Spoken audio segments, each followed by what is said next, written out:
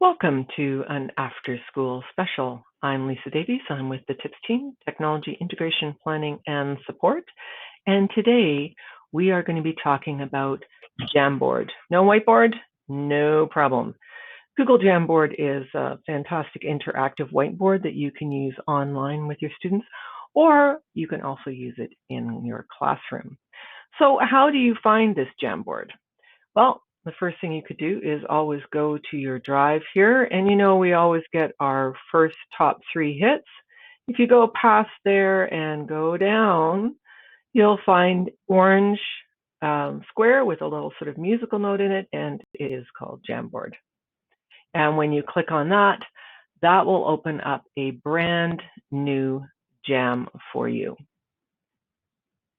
So sometimes it gets a little confusing. Over here, you'll see open on a Jamboard. Remember that Google did have a product, I believe does have a product called Jamboard, which is very much like our smart boards and Epson boards. And this is the app that is used on that board, but you can use it on any type of board, Epson, smart, whatever you like. So in Jamboard, unlike regular whiteboards, this one has many frames. So we call this part here frame. When you're finished with that, you can always click over here and you can create as many frames as you like, up to 30. I'm just going to put up here so you can see my frame bar, and you can see that I am just adding more and more interactive whiteboards. Or again, I can delete interactive whiteboards as well. So each one of these is called a frame. How do you use them? Well, the first thing we'll talk about is how you adapt the background. Right now I have a plain white background, but perhaps you'd like to have a background of dots, or you'd like to have a background of grid paper, or even a dark or a black background. You can change the background to any one of those. Right now we are going to go with a white background, and we'll look over here at your tools. So these are tools, again, very similar to your interactive whiteboards in your classroom, not quite as robust, but good enough to do the job. So right here we have our pen, and when we click on that, you'll see you have pen, marker, highlighter, and a brush, and then a few colors that you can use. We'll pick the blue today, and let's take the marker. And now you can start drawing with your mouse, or you can see I'm drawing with my trackpad. Or if you're using this on something that has, if you're on your whiteboard at school, then of course you can always use your finger or your whiteboard, your tool that comes with whatever interactive whiteboard you have. You can always just clear the frame, which takes everything off of it, or you can use the little eraser. And the eraser is indeed very little. So it doesn't expand like other erasers do, but it is there for you to use. This here is your select tool, just making sure that you're not, that you are selecting a different tool. And then we come to the sticky note.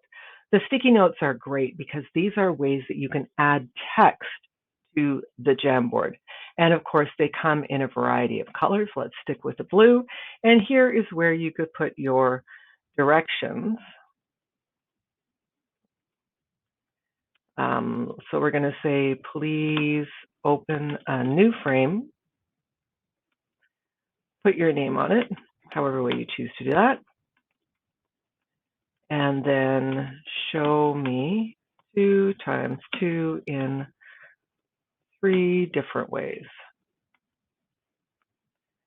Excellent. I now have my instructions for my starting frame.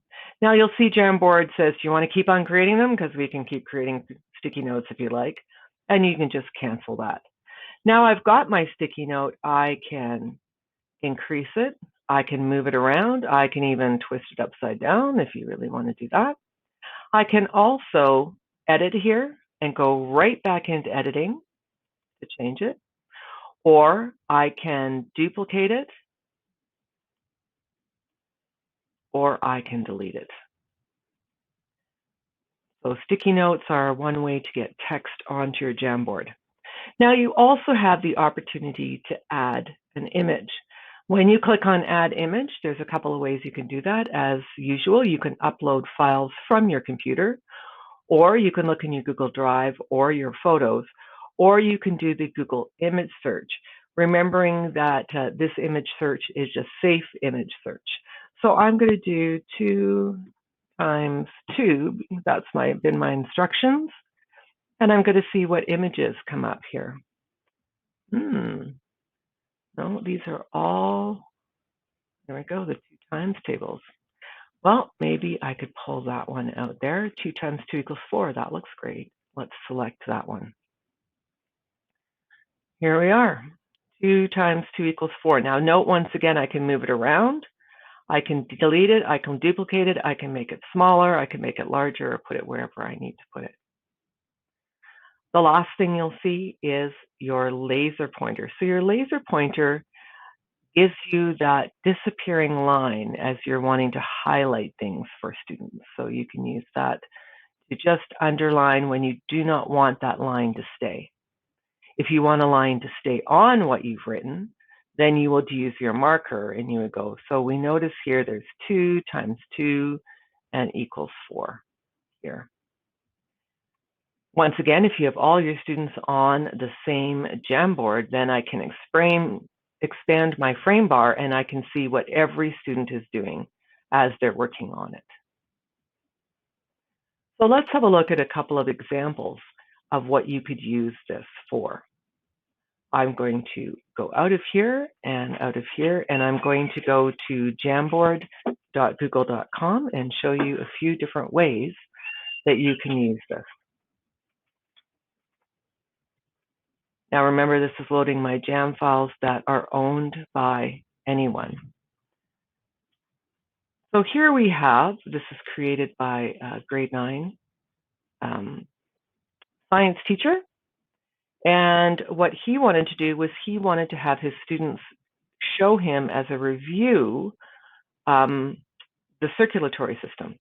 So he's found a picture of the circulatory system, and he's got a review of where should each one of these go. Now, this would probably not be one that you would do with everyone editing at once, but one that you might assign to each student. And can you assign these through Google Classroom? Indeed, you can. So if we go to our Google Classroom and into our classwork, when we click Create, we're going to create an assignment. And we can call this Circulatory System Review. And our instructions could be, please follow the instructions on the Jamboard. And then when I add through Google Drive,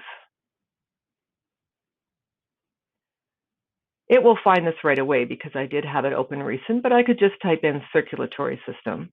And when I add it to Drive, note, of course, that I can make it so that students can edit the file. We're all working in the same job, or I can make a copy for each student.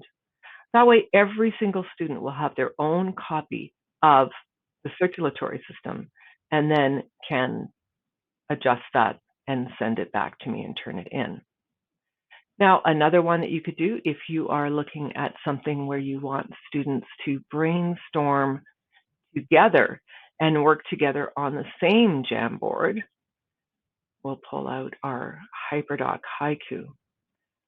So this is where you are working with students and you're doing perhaps a lesson on, could be a lesson on poetry, could be this was a lesson on poetry. And here you'll see that instructions have been given on the first frame. And then after the first frame, as we look through, you can see that each student has now gotten their poetry onto the frame. So right here, I can look across and see where students have put their poetry on and look at it there. Now, one thing to remember about Jamboard is there is no revision history. So unless you have students put their name on a sticky or somewhere on the Jamboard, you are not going to know who is who. So just a quick note for you to remind you that if you are doing this with students in a collaborative way, you may want to unshare with them afterwards. And again, you'll see right here, if someone does something inappropriate, I can delete it. And that is Jamboard. No whiteboard? No problem.